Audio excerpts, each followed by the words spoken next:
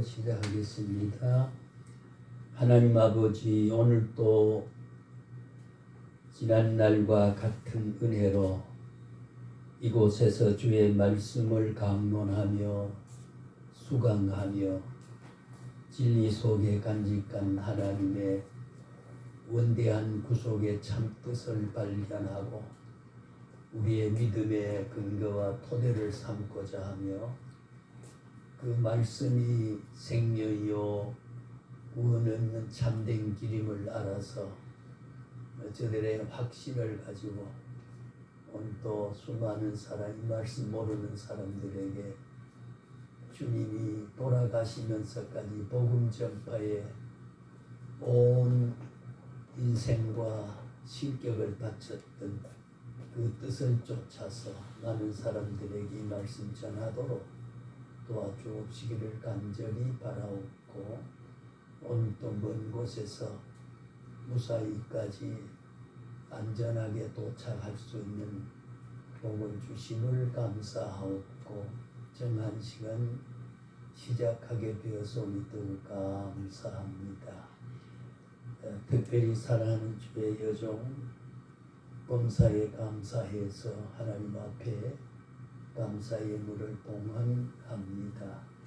하나님 함께 하시고 모든 것이 은혜요 주의 사랑이요 주의 보호요 인도하심을 우리 모두가 다 깨달을 수 있고, 또 이 귀한 예물이 주님의 그 사랑의 찬양과 경배의 마음으로 봉헌하오니 하나님이 연락하시고 이 헌금이 귀하게 주의 뜻이 나타나게 사용되게 해주시기 간절히 바라옵고, 이 물질을 바치는 그 자리에 더 큰 것을 채워서 쓰고자 하고 주의 사랑 전하고자 하고 주의 은혜 보답고자 하는 마음이 있을 때마다 모자람이 없는 분량이 그 곳간에 쌓이도록 도와주옵시기를 간절히 바라옵고, 우리의 소유 전부가 우리의 생명까지도 주의 것임을 알아서 오늘 헌신하는 귀한 시간 되게 해주시고, 또 오늘 새생명교회와 우리 개혁 신앙원리 하나님 함께 하시고 후배들을 보내주셔서 선배들을 뒤를 쫓아 이어 말씀을 연구할 수 있는 기회를 허락해 주사 주의 구원 역사에 동참하고 필요한 요소에 쓰임받는 일꾼 주께서 길러주시기 간절히 바라옵고, 예수님의 이름으로 기도하옵나이다. 아멘.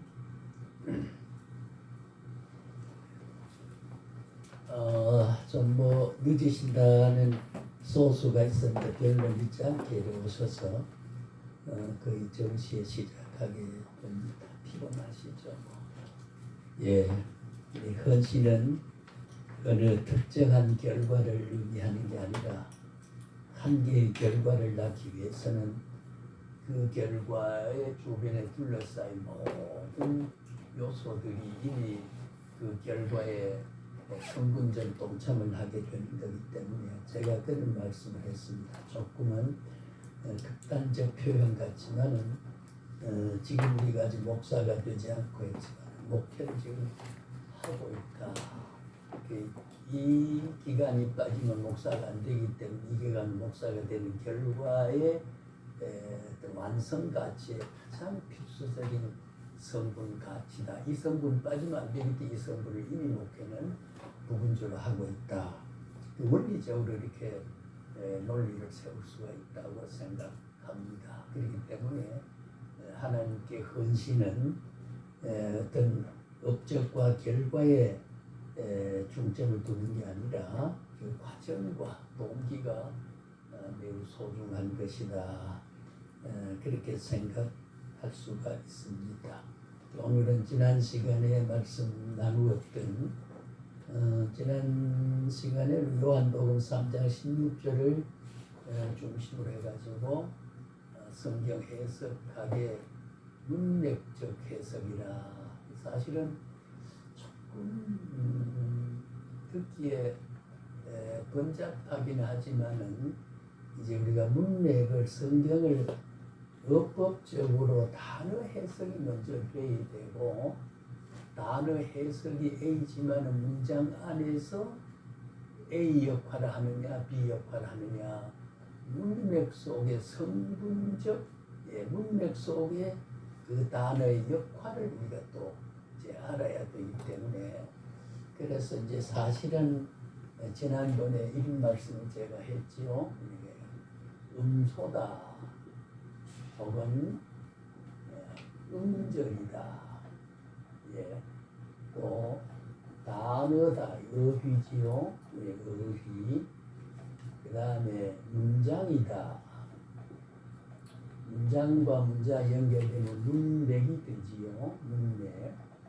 문맥이다. 문맥이 쭉 엮여지면 한 개의 책, 성경 전문이 된다. 이제 이렇게 우리가 이야기를 할 수가 있었던 거지요. 예, 그러면 우리가 가상에서 하나님의 우리가 독생자라고 했을 때, 독생자라고 했을 때, 요게 요게 독에는 디귿이라는 음소와 오라는 음소가 있죠, 그죠? 그래서 기억이라는 음소가 있죠. 이것이 합쳐서 독이 된다. 한 단어가 된다. 단어를 이룬 것은 단어 하나하나를 음절을 이루는 성분들이다. 요소들이다. 이제 그렇게 지난번에 이야기했습니다. 그러면 그것을 한 개 음절이죠. 음절 플러스 음절은 어휘가 되고요. 그래서 독생자 독이라는 음절과 생이라는 음절과 자라는 음절을 합쳐서 한 개의 어휘가 되는 겁니다. 그 독생자가 이 땅에 강림하셨다. 그러면은 또 여기에서도 음절과 음절이 합쳐서 하셨다. 이렇게 되면은 문장이 형성됐지요. 예, 문장이 형성돼. 이 문장과 이제 여기 이제 복합 문장, 단문장, 단문이냐, 중문이냐, 이제 그것이 꽃이 피어서 그곳에 섰다가 그 꽃이 다시 시든다. 그러면은 꽃이 시든다로 끝이 나지 뭐거든. 꽃이 핀다, 꽃이 진다라는 주어가 두 번 들어가서 이중문이 한 개의 문맥 속에 문장은 두 문장이다. 그리고 복문장, 중문장이라고 그래요. 성경에 이제 그런 게 많이 있거든요. 그게 이제 기본적으로 그렇게 이야기를 하면 성경을 가르칠 때는 성경 단어 해석을 잘 해주는 게 좋거든요. 예. 지난 어느 목사님이 그런 이야기를 제가 출석하는 교회 나이 많은 묵동에 사는 머리 하얀 분 평생에 목회하시는 분인데 어느 사람이 우리 여기 전사님들 한번 물어봅시다. 약혼이 맞아요? 정혼이 맞아요? 예, 참 질문도 이상한 질문을 하고 있죠. 자, 약혼. 예수님은 누구 몸에서 마리아 몸에 태어났죠? 마리아는 누구와 정혼했나요? 약혼했나요? 예, 우리가 이게 이제 개념이 형성되지 않으면 표현이 안 되게 되죠. 우리 강의를 들은 자와 아까 우리 이 목사님하고 사석에서 지난달에 공부한 사례를 하나 들 때 출석을 잘 안 하는 사람. 그래서 우리가 학점이란 말을 제가 이야기를 나눈 바가 있어요. 학점이란 성적은 뭐 이제 D학점 미만은 대개 대학 학사 규정에서 60점 미만은 과락이 되고 재신청해야 되고 재시험을 쳐야 되고 F학점이라고 그러죠. 예, 그런데 학점이라는 것은 출석 수와 수강수가 출석 일수와 수강 시수가 맞을 때 얼마나 이 사람이 이 과목에 듣고 성취했느냐를 숫자로 계수한 것이 때로는 2학점, 4학점, 3학점, 1학점 이렇게 학점이라고 하는 것은 강의를 듣고 출석을 해서 들은 그 과목에 대한 어떤 성취를 했느냐, 알고 있느냐, 개념이 형성되느냐 하는 것을 숫자적으로 나타내는 게 2학점이다. 그럼 2학점은 대체적으로 우리가 90분 내지 100분 강의를 15 내지 16시간을 들은 시수하고 들은 강의 그 시수와 출석 수를 합쳐서 성취한 걸 계산해내는 게 학점이라는 거죠. 학점이 모자라면 졸업을 못하잖아요. 이제 학점을 따야 된다. 그래서 우리가 몇 학점을 이수했나 학점을 딴다 이러지 성적을 잘 봐야 된다. 그거는 성적을 무조건 발악만 안 하면 60점 이상이면 졸업은 하거든요. 그러니까 공부를 잘했느냐 못했느냐 그 차이 성취도를 측정하는 건 성적이라고 말하게 되고 이수를 하고 정상적인 수업과 강의를 들어서 그 과목 속에 얼마나 그가 개념을 가지고 인식을 했느냐 하는 것을 객관적으로 나타내는 것을 학점이라 그래요. 그죠? 우리는 지금 학점으로 보게 되면은 결과에 별로 없었잖아요. 그죠? 그러면 학점은 아주 만점을 받을 수가 있을 것 같아요. 그러면 들어야만 수탁의 약혼 정원말 쓰지만은 안 들어놓으면은 개념 규정이 안 돼가지고 예를 들면 수강하는 성취가 안 돼 있기 때문에 개념 형성이 안 돼서 우리가 전사님들 말하는 게 아니라 예를 들면 주저거릴 수밖에 없어요. 주저 할 수밖에. 다시 묻습니다. 자, 예수님 태어나신 어머니, 육신의 어머니는 마리아인데 마리아의 그 남편 되고자 했던 사람 누구지요? 요셉이죠, 그죠? 요셉하고 마리아하고 정혼했나요, 약혼했나요? 정혼했다. 성경에 있어. 어느 게 맞을까요? 이게 이제 우리가 학문을 하는 사람, 이치를 깨닫고 성경을 바르게 하면서 성경은 약혼이란 말 없거든요. 성경은 결혼이란 말이 없거든요. 혼인이 맞느냐 결혼이 맞느냐거든요. 약혼이 맞느냐 정혼이 맞느냐.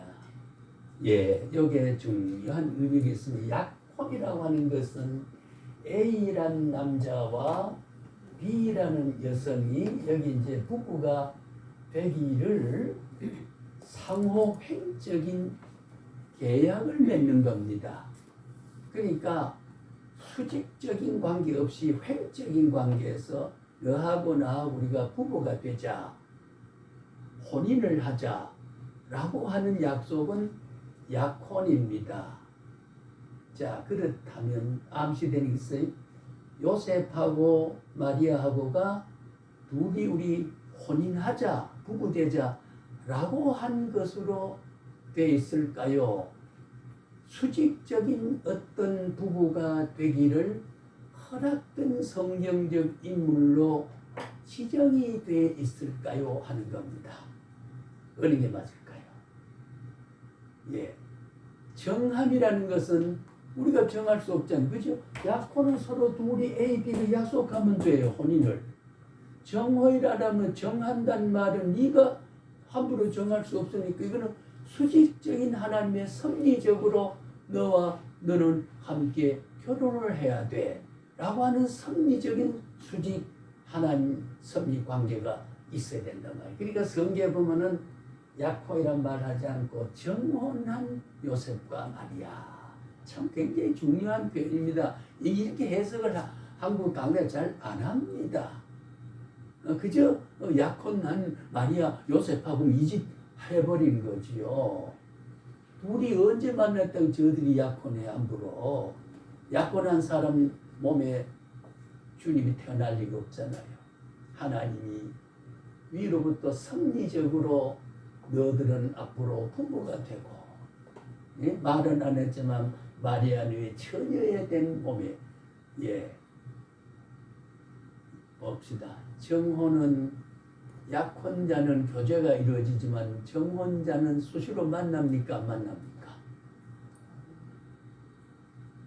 상황적으로 우리가 성경을 역사적 해석, 문화적 해석을 하면은 약혼자는 서로 약속했기 때문에 어때요? 서로 수시로 교제하지, 그죠? 그래, 정혼한 것은 부모가 정해줬든지 하나님이 정해줬든지 서로가 만나는 것이 그렇게 교제가 있어서 안 되는 말은 아니고, 전제된 상황론에 있어서, 예, 약혼자는 자주, 그럼 지난주에 이야기 그 목사님처럼 자주 만나다 보니까 어떻게 돼요? 예, 좀 침실을 같이 한 시간이 있다. 그래서 예수님 태어났다면 무죄할까요? 유죄할까요? 예수님이. 엄청난 문제가 되죠. 그죠? 예, 약혼자끼리 만나다 보니까 예수님이 태어났다. 그러면 예수님은 죄를 가지고 태어났다는 말과 똑같은, 죄인과 죄인이 결합돼서 거기서 한 생명, 육을 입으신 예수님이라 그러면은 의인이거나 무죄하거나 하나님이거나 신설 수 없다는 거죠. 자, 제가 뭔 말을 하고자 아시죠? 우리 성경 해석이 있어서 이런 힌트와 감각과 어떤 그 원리를 머릿속에 그리면 성경을 이제 함부로 해서 그럼 자꾸 이단되니까요. 성경 말씀대로 하지 않고 다르게 되면 이단이거든요. 그게 다르게 되어버리고 하나님 뜻에는 관계없는 거거든요. 예, 그러니까 예수님 무죄성이 없으면 구주가 될 수 없어요. 우리 죄를 대신할 수 모든 것이 흩어져요. 그렇잖아요. 예수님은 정혼한 말이 아주 처녀 순수한, 요즘은 뭐 수처녀, 처녀는 처녀인데 법적 처녀와 수처녀라고 했다는 건 이 말이 참, 남자와 단 한 번도 교접이 없는 사람으로 수처녀. 예, 아직도 법적으로는 아이 어머니라 누구 아내라고 하는 등록은 없지만은 이미 생리적으로는 어른이 되어 있는 거. 예, 그냥 처녀일 뿐이죠. 예수님은 뭐라고 해요? 성경에 처녀가 잉태했다고 그랬어요. 그걸 우리가 가톨릭적으로 마리아 숭배 사상적인 용어로 본다면은 동정녀죠. 그렇죠? 예, 동정녀, 아이 동자, 고들 정자, 계집녀자, 아직도 아이의 정절을 가지고 남자를 아직 모르는, 예, 순수한 여성의 정절을 간직하고 있는 사람을 동정녀라 하잖아요. 근데 원래는 처녀라 그런 게 맞아요. 처녀의 몸에 잉태하사 하는 말인데, 가톨릭은 마리아 숭배 사상이 있기 때문에 마리아 무죄설을 주장해요.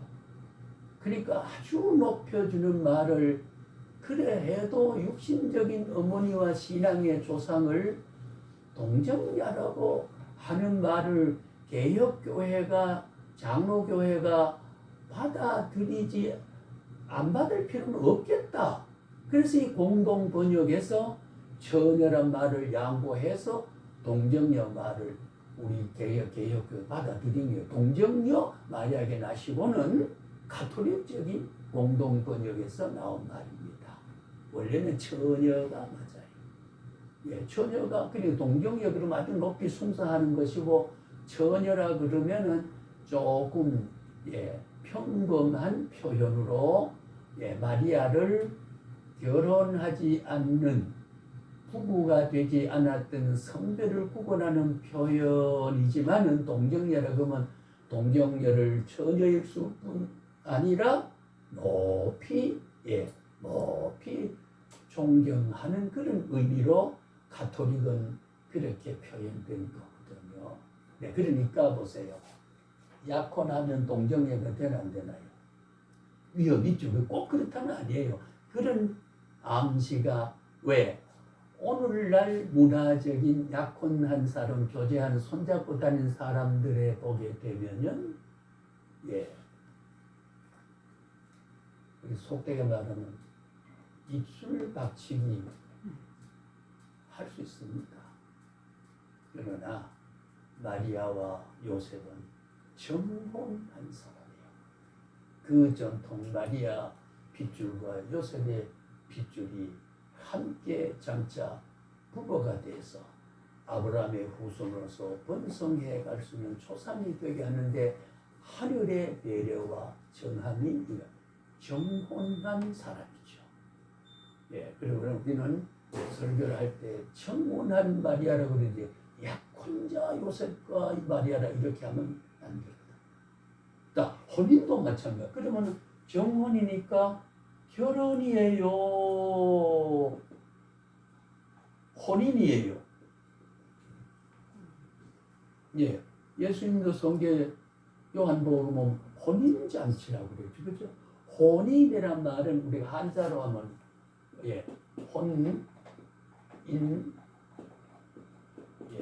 이거는 남자를 말하기 위해서만 혼이라는 말은 장가 든다, 장가 간다, 시집 간다라는 말 하지요.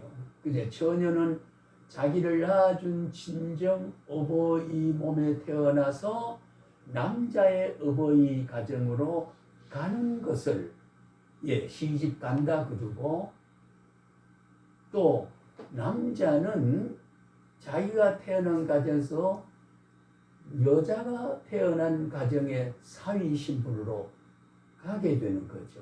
그리고 오고 가고 결합이 이루어지는 건데, 요게 혼은 인을 향해서 가고 인은 혼을 향해서 간다. 그래서 남녀가 혼인이 되어지는 겁니다. 혼인이 되어지면 어떻게 될까요? 혼인이 되면 그 결과는 뭐예요?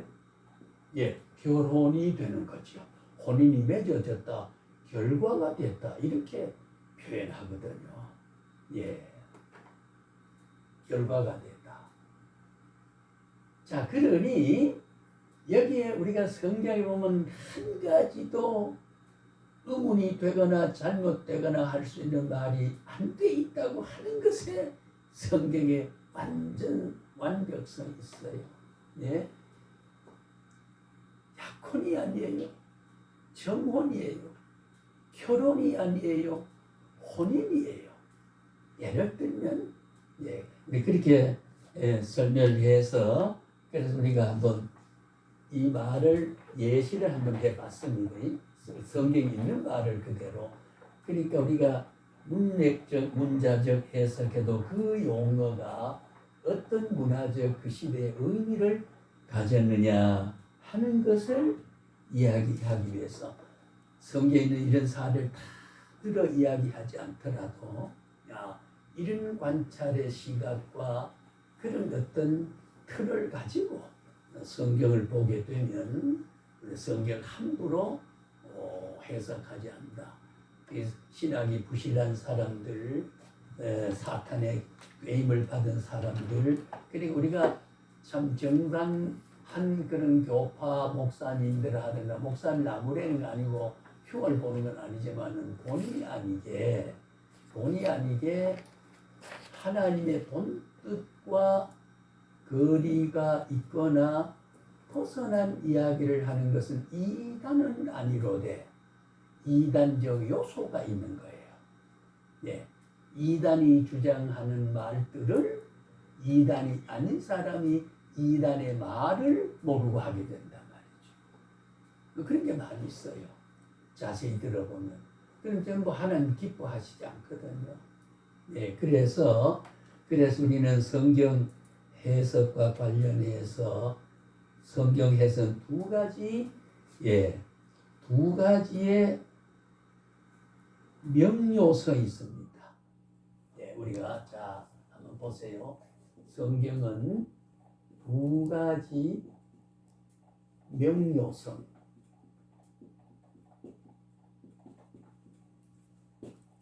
야, 요 명료성이란 말은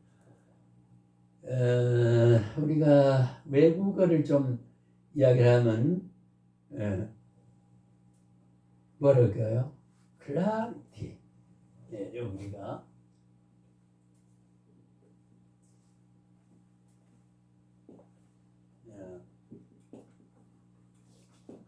예. 이게 무슨 말인가 하면요. 요게 이몸, 요게 이게 뭐냐면은 요렇게 말할 수 있어요. 뚜렷하고 정확하다. 예. 명료성이란 거는 우리가 뚜렷하고 정확하다. 성경의 첫째 우리의 두 가지 명료성에는 요 명료성 뚜렷하고 두 가지 정확한 내용을 가졌기 때문에 요 정확한 내용을 다시 말하면 하나님의 가슴 속에서 나의 백성의 구원을 얻는 진리와 가슴을 나타나 표현해서 그들이 알도록 일깨워주는 말이 정확하고 뚜렷하지 않으면 안 되잖아요. 성경의 특성이. 왜 성경 해석이라는 게 필요하냐는 그 말이에요. 그래서 첫째 두 가지 중에 첫째는 뭘까요? 예. 첫째는 무엇이 명료하냐, 무엇이 뚜렷하고 정확하냐. 그것은 성경은 죄인이 구원받기 위해서 알아야 할 내용이 있어서 뚜렷하고 정확하다. 예. 다시 말하면 뭐라고 그럴까요? 자, 성경 뭐라요? 죄인이 구원받기 위해서 알아야 할 내용이 있어서 명료하다. 명료하다. 이게 제 말이 아니거든. 그냥 성경 볼까요? 자, 우선 저기 보세요. 요한복음 20장 31절 봅시다. 자, 진도가 문제가 아니라 요한복음 성경 없는 성경은 성경으로 해석이 되는 게 맞거든요. 20장 31절 우리 제가 한번 볼게요. 예. 31절 20장 마지막 절이지요. 예. 저 같은 교회 비치 성경으로 184면인데요. 31절 제가 한번 낭독합니다. 오직 이것을 기록하면 이것이 뭡니까? 성경의 대칭적 명사죠. 그죠? 오직 이것을 기록하면 성경을 신구의 성경을 기록해서 계시로 너희에게 문자로 기록해 보여주면 이런 말이잖아요. 너희로 예수께 하나님의 아들 그리스도이심을 예수께서 하나님의 아들이심을 믿게 함이고 또 너희로 믿고 이름을 힘입어 생명을 얻게. 자, 아들을 믿고 뭐를요? 생명 얻게 한다. 이보다 더 귀한 명확한 명료성이 어디 있습니까? 구원 얻는데 아들 믿고 생명 얻는 그것이 성경의 명확한 그림자가 덮여 있지 않아요? 그죠? 예. 그러면 믿고 구원을 생명을 영생을 얻어야 되니까 예수가 누구냐를 알아야 되고 어떻게 믿느냐를 알아야 되니까 뚜렷하고 정확한 믿는 법을 알 수밖에 없지요. 그렇잖아요. 그죠? 그래 우리가 성경을 해석해서 예수가 어떠신 분이고 아까 말했지 약혼한 데서 태어났나 정혼한 데서 태어났나 라고 한 데서부터 소급할 수 있잖아요. 그죠? 예.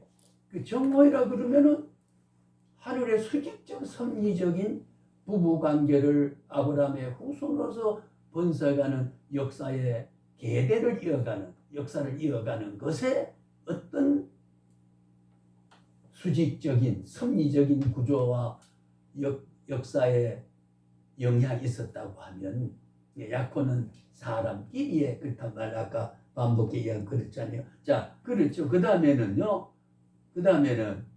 디모데후서 3장, 자, 디모 3장 잠깐 확인하고 갑시다. 예, 디모데후서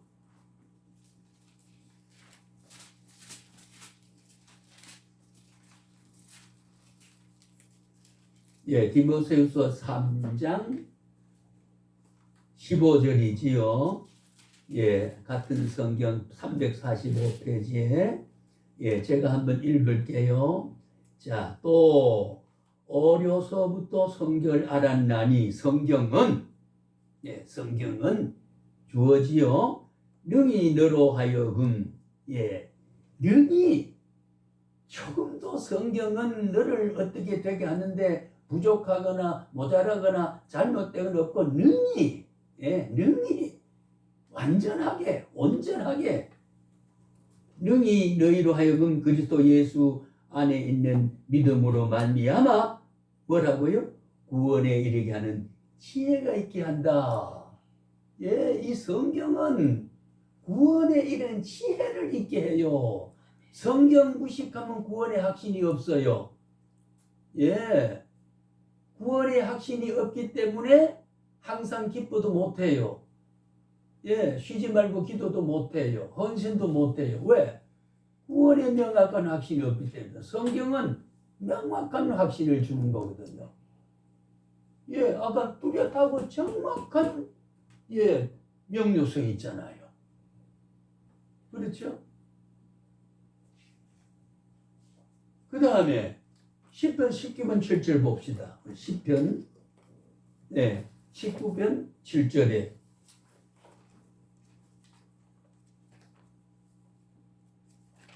(816페이지에) 자, 제가 읽을게요. 19편 17절에 여호와의 율법은 완전하여, 아까는 명확하여 능히라고 하는 말, 따져보면 본질적으로는 다 통일되어 있는 의미를 담고 있는데 표현 요소가 앞뒤의 문장의 진술 내용의 용어를 선택할 때는 여기에는 뭐라고 했어요? 완전하여 영혼을 소성시키며 여호와의 증거는 확실하여, 완전하고 확실하다는 말이 강조점이죠. 우둔한 자를 지혜롭게 한다. 명료성이잖아요. 이렇게 명확한 성경이에요. 그렇잖아요. 다 찾아봅시다. 하박국 2장, 우리 하박국 2장.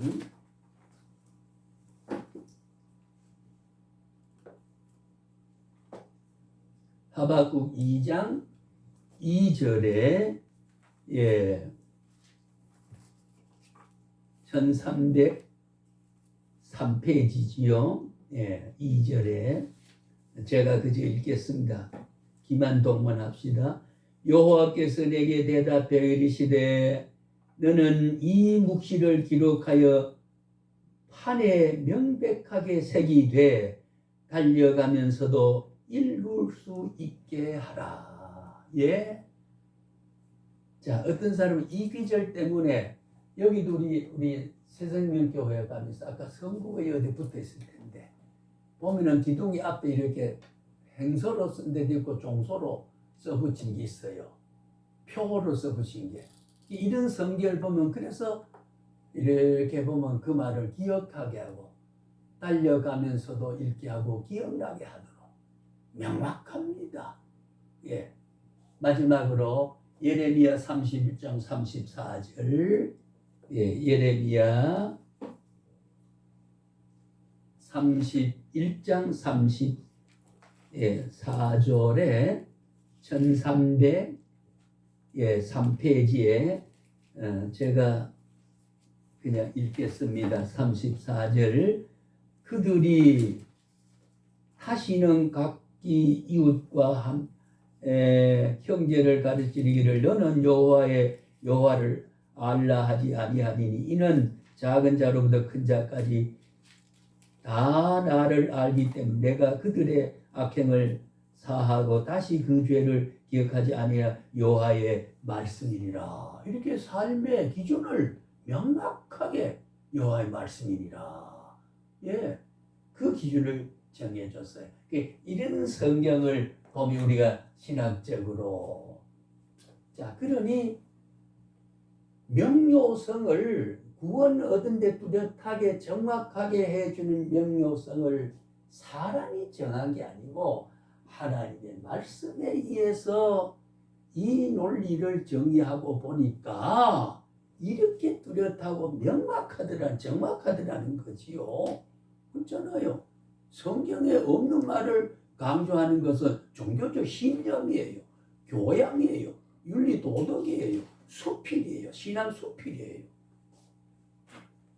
그렇지 않단 말이에요. 성경은 우리의 삶과 행위의 기준이 돼요. 예. 그렇죠. 그 다음에 제가 다시 한번 확인합니다. 첫째는 성경은 죄인이 구원받기 위해서 알아야 할 내용이 있어서 구원받고자 하는 내용이 있어서 알아야 할 내용이 명확하고 정확하고 뚜렷하다. 첫째는 그 두 번째는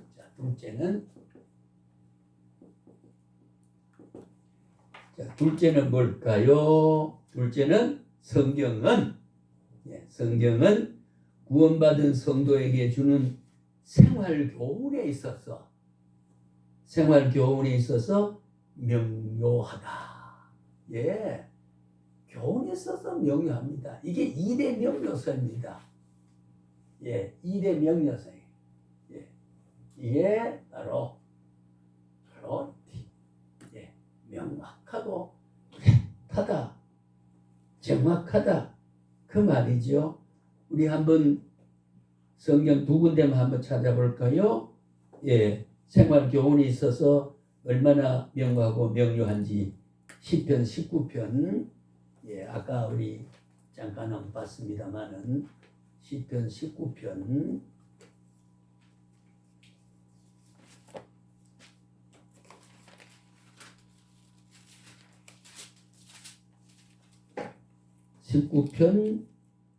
105절을 한번 봅시다.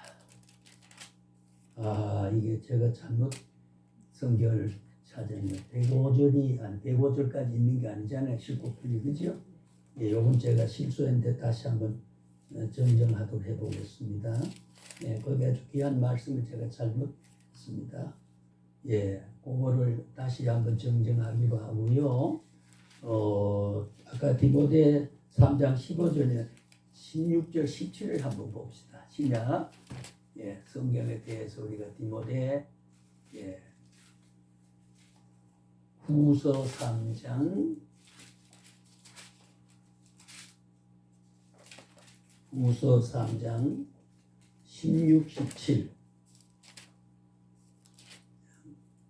16, 17을 한번 잠깐 제가 읽을게요. 예, 345면의 모든 성경은 요게 모든 성경은 신구약 66권 99절글 31,173개의 절 모든 성경은 하나님의 뭐라고요? 감동으로 된 것으로 교훈하고 책망하고 바르게 함과 의로 교육하에게 유익하니 이는 우리 잘 이해하고 있던 말씀이잖아요. 이는 하나님의 사람으로 온전하게 하여 모든 선한 일을 행할 능력을 갖추게 하려 함이라. 뭐라고요? 선한 일을 할 능력을 갖추게 한다. 이 선한 일을 못하는 것은 말씀의 능력이 없기 때문이에요. 예, 악을 선으로 이기는 것은 말씀의 능력을 가진 사람만 가능합니다. 남을 측은하고 불쌍히 여고 자비를 베풀고 긍휼을 베풀고 동정을 베풀고 예, 그를 불쌍히 여기는 마음, 말씀의 능력을 가진 사람만이 할 수 있는 거거든요. 말씀의 사람만이 할 수 있습니다. 이게 바로 열매를 맺는 거예요.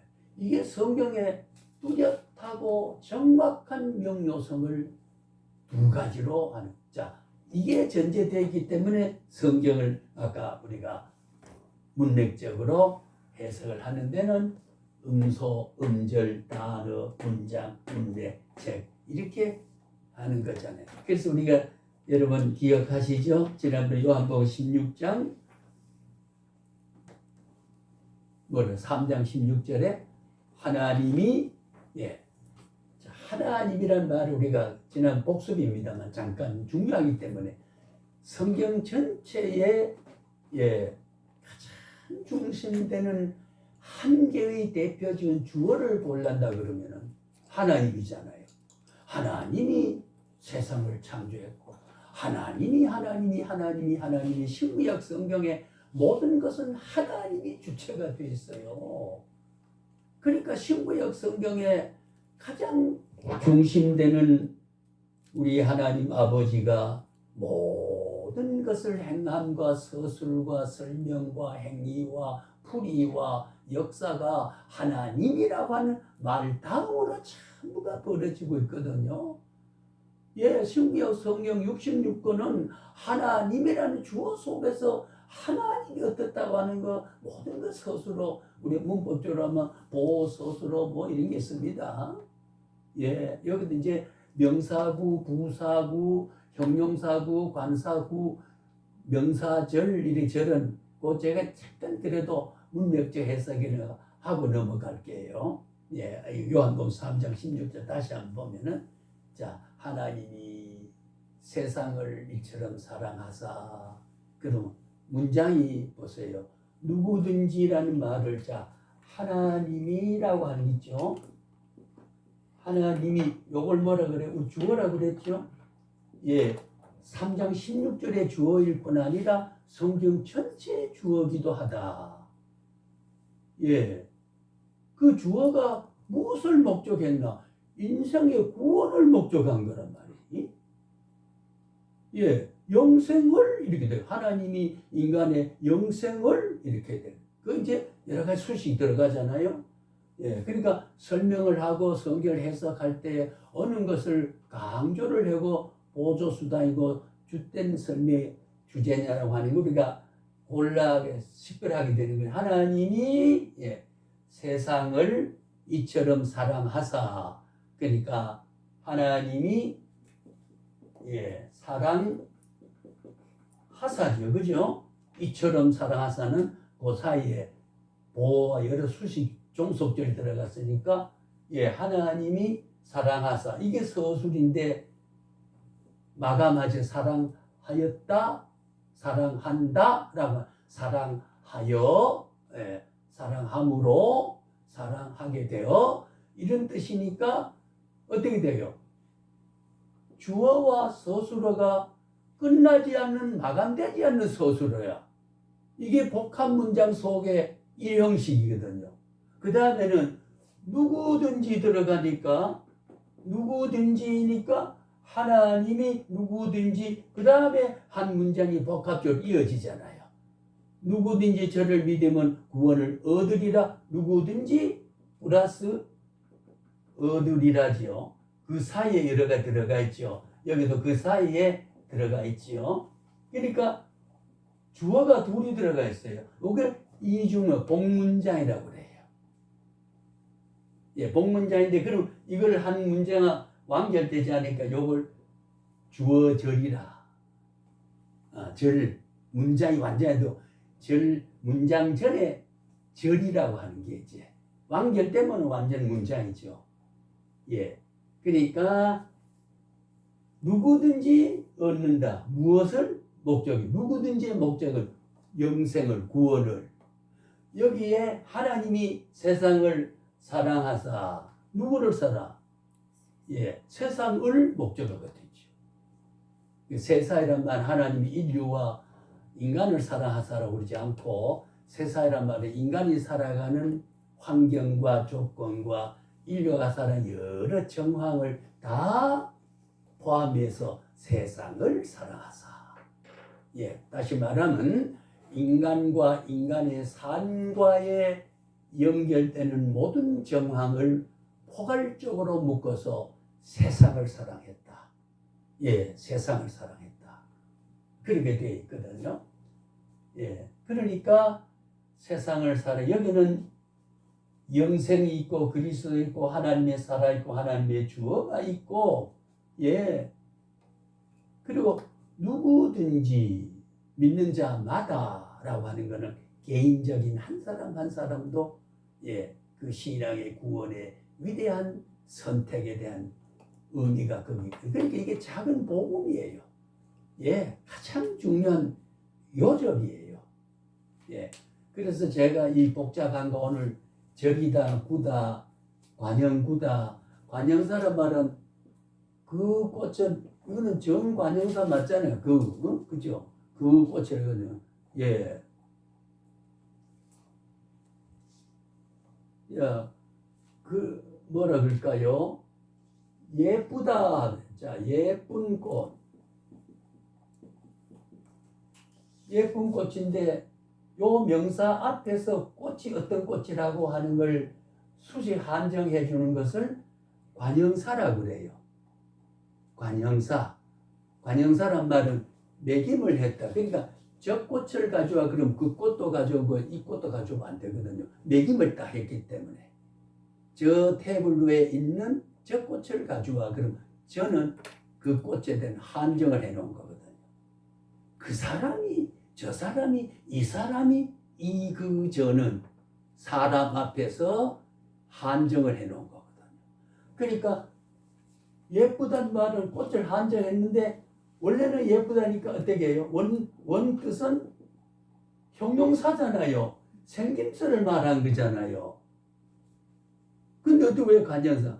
그러니까 명사 앞에서 하는 관형사 항형 의미를 붙여서 관형어가 돼요. 관형사는 아니에요. 관형사의 역할하는 말이 됐다. 무엇이 예쁘다는 형용사가 꽃을 예쁘다 꽃이 이런 말이 안 되잖아요. 그죠? 예쁜 꽃, 예쁜 꽃, 꽃에 대한 수식이란 하나님은 진리의 하나님, 불변의 하나님, 사랑의 하나님, 거룩한 하나님, 인자한 하나님, 인자하다는 형용사지만 인자한 하나님은 하나님이 어떤 분이라고 하는 걸 수직해 주는 거예요. 종속절로. 이제 아시겠죠? 그래서 이것은 관형사예요? 관형어예요? 관형사는 아니죠. 그죠? 예쁘다가 형용사인데 관형사 노릇을 한다 그 말이에요. 예. 달리다도 마찬가지야. 달리는 동사잖아요. 사물이 움직입니까? 그럼 그 앞에다 빨리란 말을 빨리 달리다 그러면은 모든 동사와 형용사의 앞에는 부사라는 게 붙어가지고 어떻게 달리냐? 빨리 달리다. 그러면 빠르다라고 하는 데서 온 말이거든요. 예, 빠르다는 동사란 말이죠. 예, 동사가 달린다는 동사 앞에서 빨리라는 수식을 해주니까 부사가 된다. 달리는 정도를 수식해주는. 예, 명사에는 관형어, 관형사를 그러고 동사와 형용사에는 부사와 부사어라고 하거든요. 예, 예를 들면 이거는 이제 다음에 우리가 제가 말할 때 수지 인용하면 머리에 딱 이제 새기면 됩니다. 좀 복잡할 수는 있어요. 이게 가장 중심되는 성경은 문자로 줬기 때문에 빠진 것 없이 줬다. 새겨놓고 읽어라. 그러니까 그 뜻이 뭐라고 하는 걸 이해하기 위해서는 이런 이제 문맥적 해석과 문법적 해석을 할 수밖에 없다는 거지요. 예, 그렇게 되는 거거든요. 자, 우리 한번 봅시다.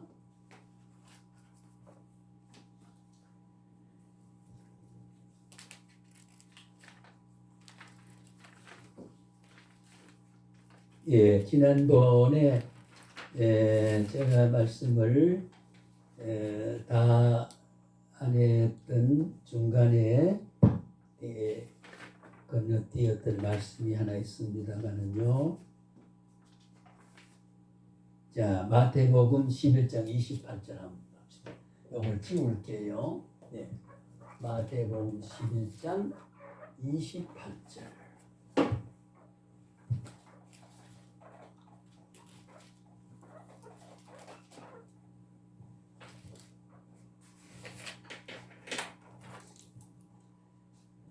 하나님 앞에 효부가 되자면 하는 뜻을 바르게 알아야 되거든요. 예. 그의 백성인데 그의 아들이 되는 것은 아들은 아버지의 가슴을 잘 알아야 돼요. 그러니까 우리가 하나님의 가슴에 짜여놓은 말이 어떤 뜻으로 이 말씀을 내게 줬다 하는 걸 알고 행해야 예, 하나님 뜻에 적중하여 살아가니까 적중하여 산 사람 하나님 백성이요 하나님 아들이요 구원자요 영원자의 아들이 된다는 그런 필연적 관계가 성립되게 되는 거죠. 예, 우선 좀 건너뛰어서 우리가 지난번에 말하던 연장선에서 마태복음 11장 28절에 예, 수고하고 무거운 짐진 사람들아 다 내게로 오라. 예, 아까는 예, 하나님이 세상을 이처럼 사랑하사 독생자를 주셨으니 누구든지 란 말하고 다란 말하는 어떻게 다를까요? 같을까요? 자, 누구든지 또 다 모두 예, 이런 뜻이잖아요. 그죠? 다 이제 다를 말도 영어로는 우리가 all이란 말이에요. 또 whole이라고 하는 모두 다 빠짐없이 예, 이건 숫자적으로 다를 하는 거 어떤 일에 빠짐없다는 whole이란 말을 쓰기도 합니다만 자 모두 다는 벌써 연결이 되잖아요. 예, 이 구원에 말한 거니까. 자, 그럼 한번 보세요. 수고하고 내게 오라 내가 너희를 쉬게 하리라. 자, 요거를 이해하기 위해서는 어디로 가야 되냐면 수천 년 전의 창세기 3장에 자, 창세기 3장을 봅시다. 예. 창세기 3장 15절에서 19절 한번 보겠습니다. 15절부터 예. 제가 읽을게요.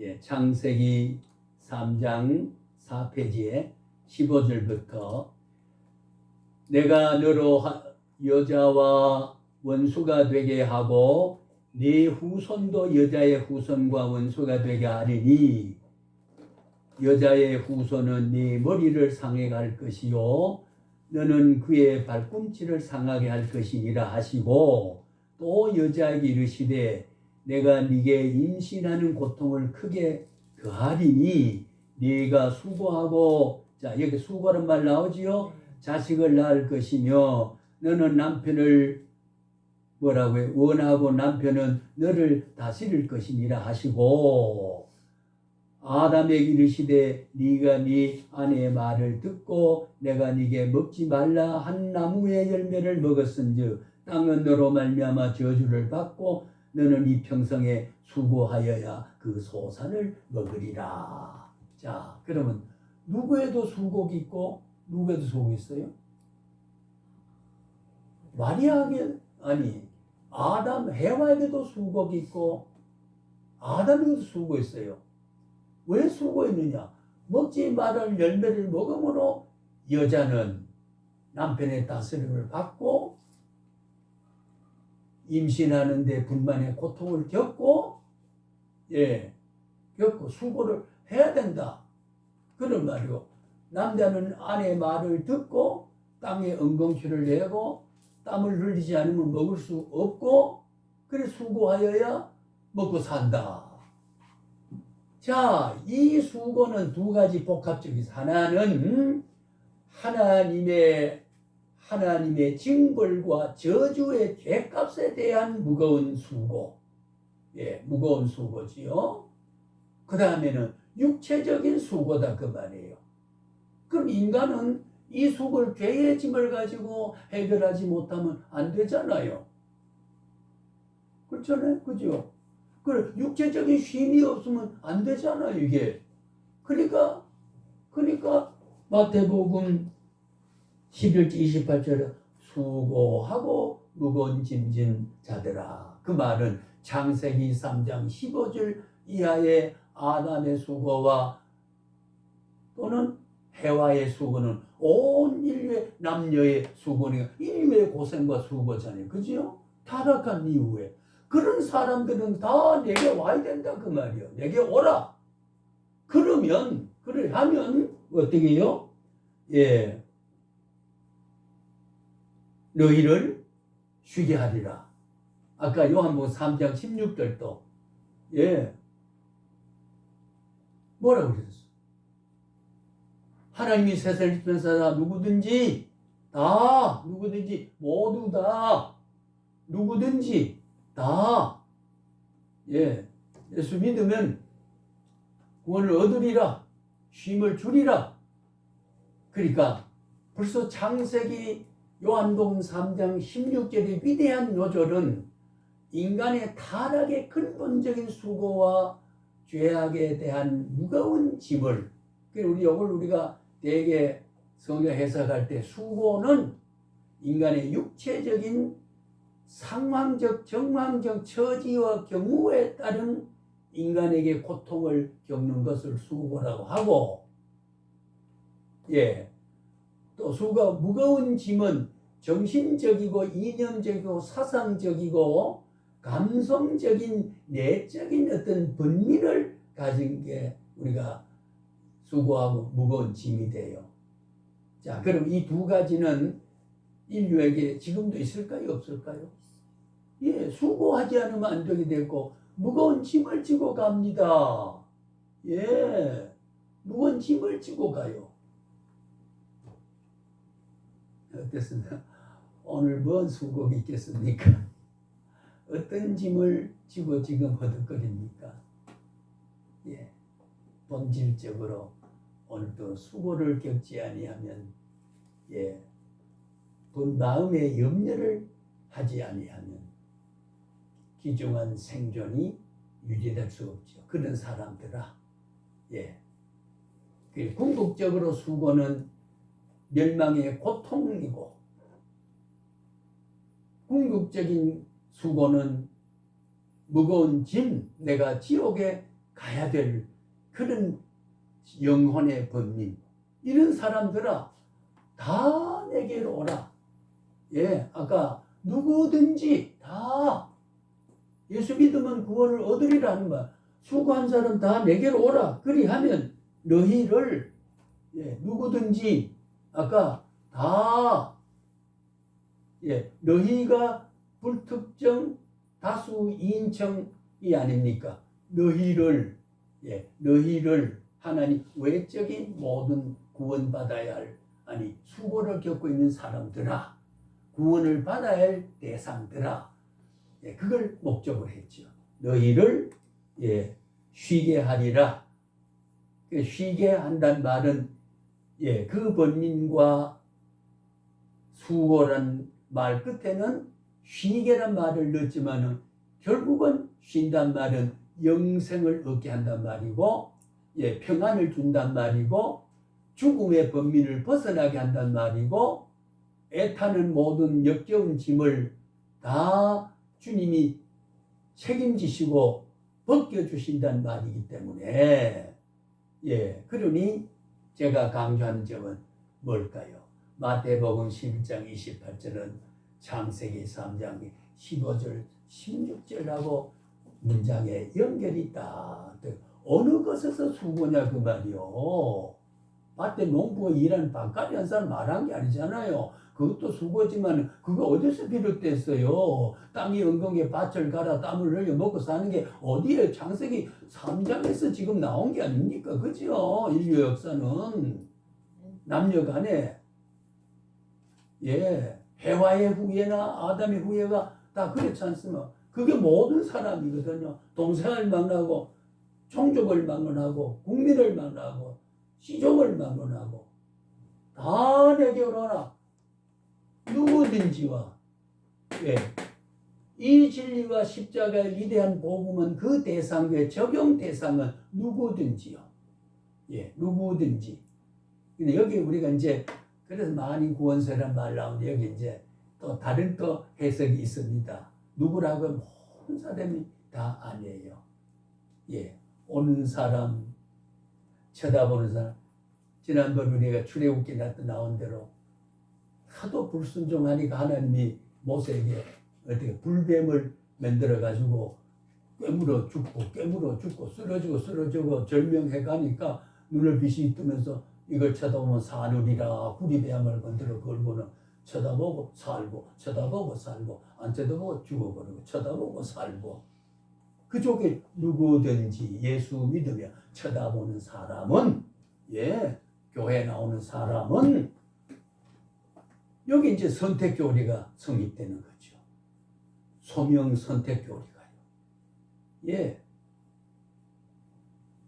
이해되죠? 그죠? 우리가 문맥적 해석이라는 그죠? 그 단어만 매이면 그저 수고 세상에 애쓰니까 말은 맞아요. 왜? 세상에 애쓰고 누구 수고하고 고민하고 고생하고 땀 흘린 거는 오늘 시작한 겁니까? 아니잖아요. 창세기 3장 15절에 죄를 지음으로 하나님의 말씀을 떠남으로 타락함으로 범죄함으로 하나님의 저주에서 버림받으면서 오는 그 수고 무거운 짐을 다 내게로 오라. 내가 이제 그걸 내가 책임지겠다.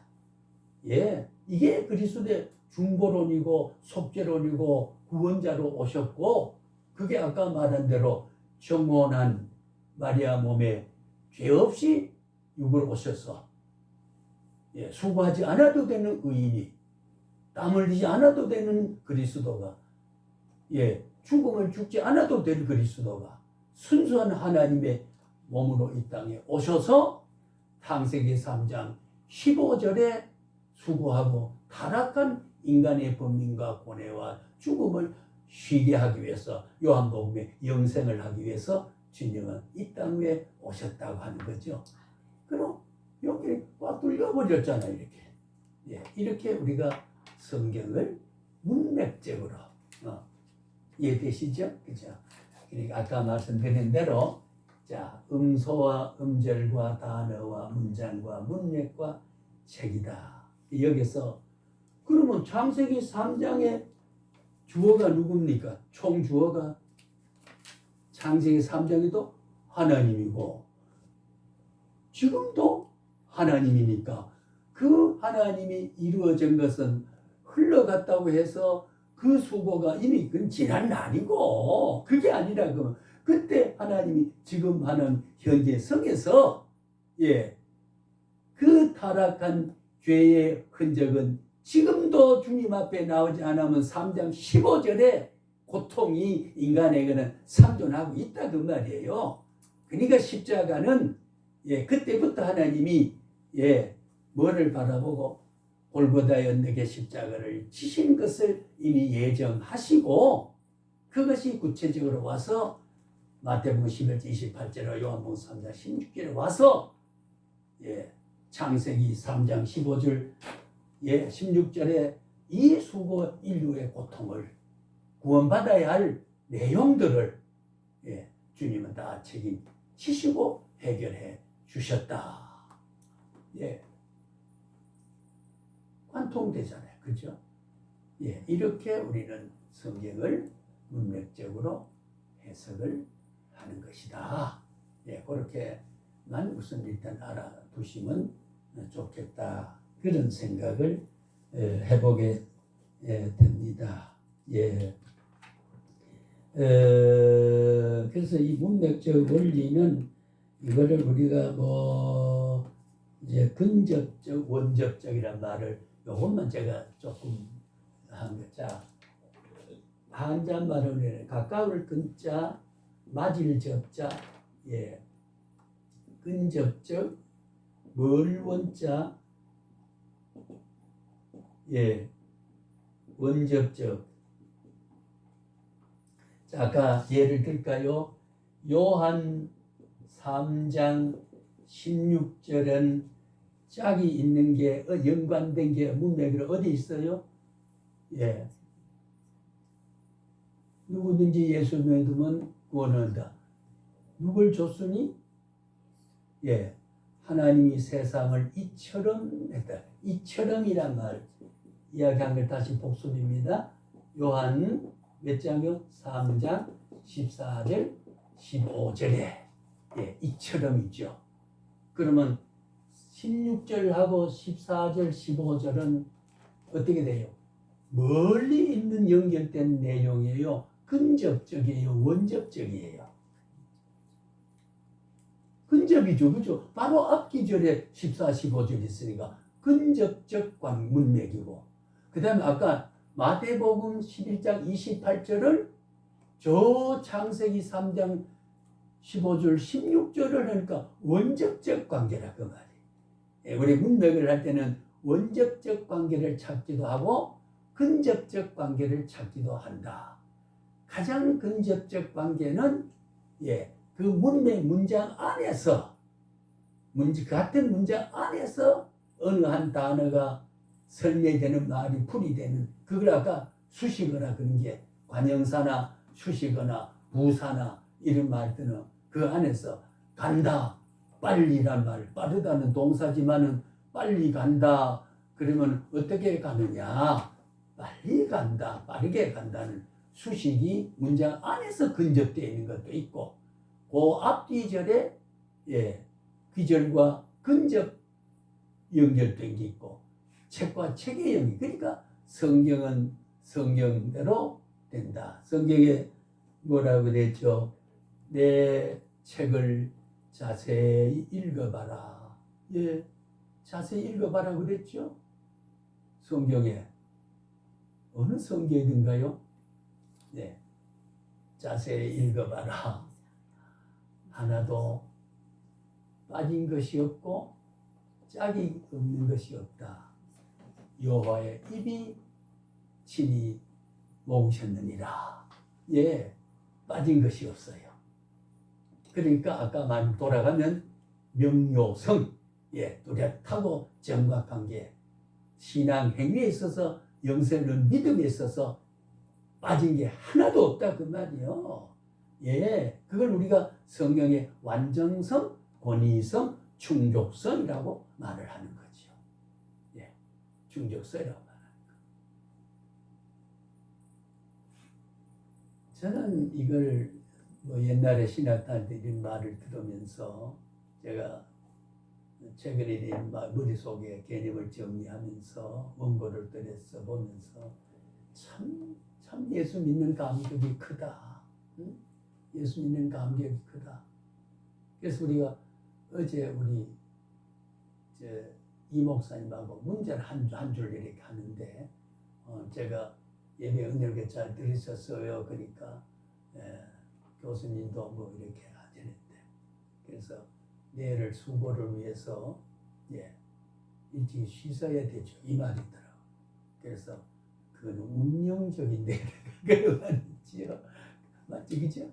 내가 운명적이라 그랬어요. 운명적이란 말은 안 할 수 없는 것, 피할 수 없는 것, 내 힘으로 벗어날 수 없는 것. 그 운명이란 말 자체는 우리가 신학적 표현은 아니에요. 물론 우리가 대화에서 불가항력적인 가로놓인 어떤 내 힘으로 해결하지만 가로놓인 일을 해결해야 되는 거 운명적이라 그러잖아요. 그러니까 그 다음에 그 말씀만 듣고 계시는 게 아니라 이 목사님이 감사한 일이지요. 그러더라고요. 그 운명적인 감사한 일이 얼마나 초월한 그런 생각을 가지고 감사하다. 나는 운명적으로 발버둥 치고 하는데 그게 감사한 일이죠. 역시 목회자는 영성이 좀 다르다 하는 생각. 그래 우리가 약간 그런 어제 안부 전화가 아닌 문자를 그렇게 나눈 일이 있었습니다. 내가 운명적이라니까 감사한 일이라고. 푹 쉬라고 얘를 위해서. 내 시관식은 운명적인데 그래도 감사한 일이라고 그래요. 그런 웃으면서 어제 대화에서도 그대로를 옮기면 그런 이야기를 한 바가 있습니다. 저는 그래서 참 감사하다. 참 감사하다. 제가 어제도 우리 집사람이 오늘도 이제 서울에 갔어요. 큐티를 위해서. 뭔 일에 서구에 있는 걸 하다 내한테 물어요. 묻고 어제 또 솔로몬에 대해서 묻다가 그래서 내가 이렇게 해서 내가 그 자주 말하잖아요. 듣기 싫을 만큼. 오늘 또 이런 것은 어문학과 문학을 대학에서 전공하지 않은 사람은 조금 생소해요. 그렇잖아요. 그 내가 오늘 강전사 한전사님 만나서 이야기하라고 그 어느 때 젊은 나이에 저 말을 연구할 수 있더라고. 그것을 잊어버릴까봐 고등학교 11년 3개월을 선생을 하게 해서 그게 오늘 여기 재현을 할 수 있는 게 이게 운명적이지 우연이 아니단 말이에요. 필연적이라 그 말이에요.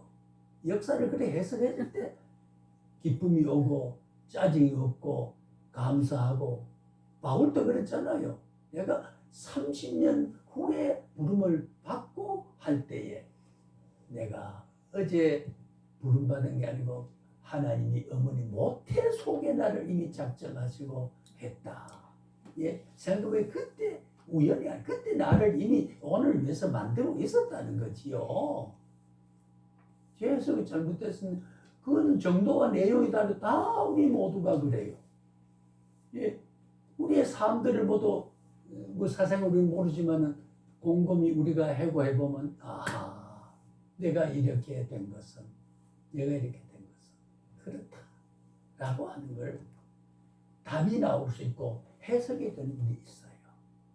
예, 해석이 되는 일이 있어요. 그래서 하나님의 섭리라고 하는 것은 묘하다라고 하는 거죠. 프로비덴스, 프로비덴스. 앞에 이미 미리 보고 하셨다. 언제 봤나? 바울도 30년 전에 하나님 미리 보시고 이방인 전도를 위해서 로마 시민권을 가지고 왜 히브리 예루살렘에 태어나지 않게 하시고 로마 영토인 다소와 길기아에서 자라나게 하죠. 뭐 때문에 거기서 율법을 전통하게 예수 믿고 복음을 전할 사람인데 왜 율법 학자가 되겠냐 말이야. 복음을 전할 때 촘촘하게 얽혀진 율법 사회에 바울이 대응하고 헤쳐나가고 예수를 율법에 저촉 없이 전할 수 있게 하자면 율법을 알게 되도록 만들어간 것이 생각해보면 참 하나님의 선택이 절묘하다. 오늘 한전사님, 강사님, 이 목사님, 김석환 그렇습니다. 예, 필연서입니다. 황소 뒷걸음질에 개구리 등발 펴서 그래서 개구리가 왜 개구리 우는지 아세요?